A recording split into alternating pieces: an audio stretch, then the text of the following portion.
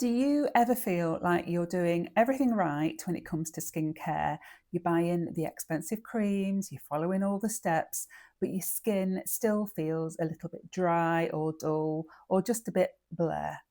Well, you're not alone, and often it's not the products we're using, but the tiny habits we've picked up over the years that are quietly sabotaging our results. So, today I want to share just 5 simple shifts, and they're little mistakes that many of us are making, and these will really help you get the most out of your skincare products going forward.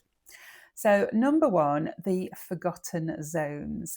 So, hopefully, we've all become experts at putting on our SPF as our final step every single morning. 365 days a year. But don't forget to look a little bit further down. So, our chest, our neck, the backs of our hands, they're often the first places to show sun damage and thinning skin. And these areas have fewer oil glands and they're constantly exposed to the sunshine. So, whatever you do to your face, take it down to your neck, your chest, and then keep a little bit on the back of your hands as well. Maybe even think about keeping a tube of sunscreen in the car so that you can pop it on your hands while you're driving. Number two, the hair first rule. So, did you know that your high end conditioner might be causing those tiny little bumps and little bits of redness around your hairline? So, many of our favourite hair products contain heavy oils, especially if our hair is dry and we're trying to moisturize it now, or alcohols, and our skin just doesn't tolerate those as well as it used to as we start getting older. So, try washing your face after you've rinsed your hair in the shower, and that will ensure any residue from your shampoo and conditioner is completely gone, and it will leave a clean canvas on your face for your next step, which is your serums. Number three, slow down the layering. So, in our 50s and beyond, our skin turnover starts to slow down. And this can mean that sometimes the products take a little bit longer to sink in. So, if in the morning you're rushing and layering your moisturizer immediately over your serum, especially if maybe you're a little bit heavy handed with your serum, like me, you might start to notice pilling, which is when you sort of feels like you've got it's almost like your skin is shedding a layer and you can feel something underneath your moisturizer. So just give it a minute.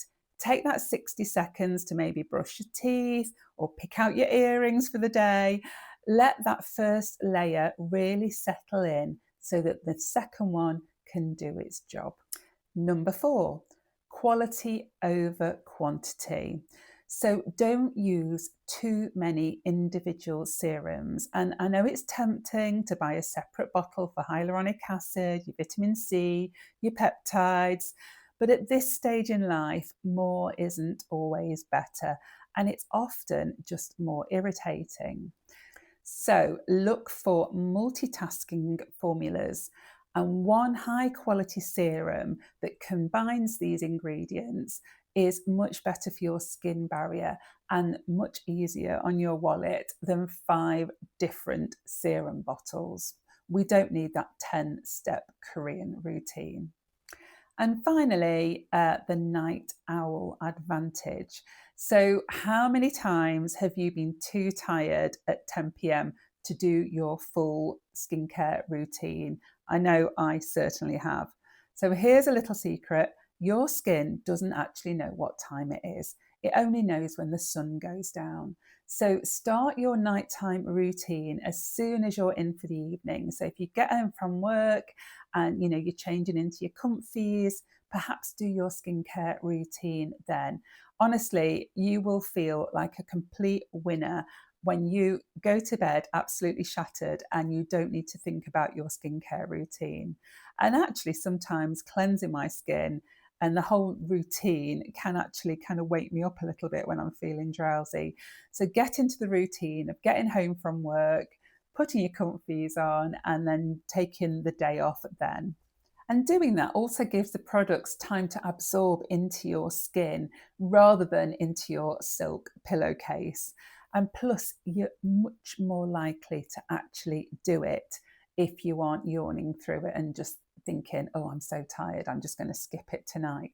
So you'll really see the benefits in your skin if you're removing all of that daytime SPF and all of that environmental stuff that's come into contact with your face. Finally, the most important thing is to listen to your skin. If a product is stinging your skin, making your skin red, doesn't matter how popular that product is on TikTok, it just might not be right for you right now. Might be fine in a few months' time. Our skin is a living organ that changes. And it's okay to adjust what we do as we get older and as the seasons change. So, which of these tips are resonating with you right now? Let me know in the comments if you're going to try any of those, and let's keep glowing together. Bye for now.